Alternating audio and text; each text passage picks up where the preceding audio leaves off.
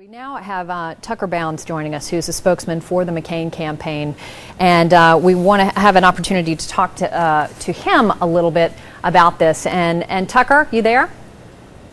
Yeah, Campbell, can you hear me? Good. Yes, we got you in the chair. I'm glad you're with us. Thanks so much for taking the time to join us tonight. You know, foreign policy experience has been a huge issue in this campaign, because you guys made it a big issue in this campaign, pointing out time and time again, as you did, that John McCain had far more experience than Barack Obama, and that nothing, in your view, was more important in the campaign than the ability to be commander-in-chief. So I don't have to tell you that there's a feeling out there by some that you're not holding your VP pick to your own standard, the standard that you defined. So explain to us why you think Governor Palin is ready to be commander-in-chief. Governor Palin has the good fortune of being on the ticket with John McCain, who there is no question is the most experienced and shown proven judgment on the international stage. He understands foreign affairs. He has a familiarity with the players across the globe. Well, we know all that about John McCain, Tucker. I asked you about her, though, because we all know the role of the VP, as John McCain has defined it, is to be able to step into the job of the presidency on day one if something should happen to the president. So I'm asking you about her foreign policy experience.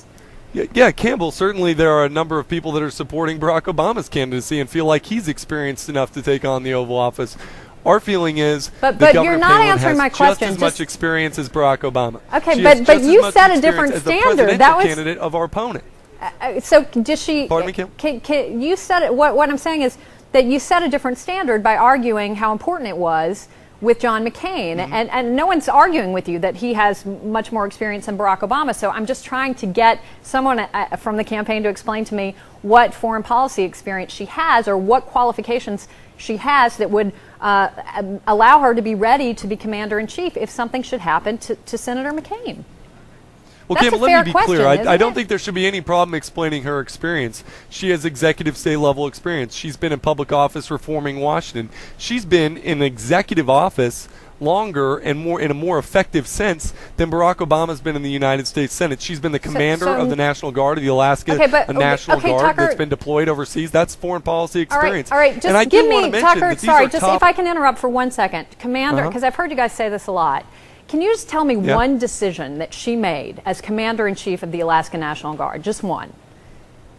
Yeah, she has made any decision she has made as the commander of the National Guard that's deployed overseas is more of a decision than Barack Obama has been making as he's been running for president for the last 2 years. Give me an example of one of those decisions. I'm just curious. Just one decision she made in her capacity as commander-in-chief of the National Guard.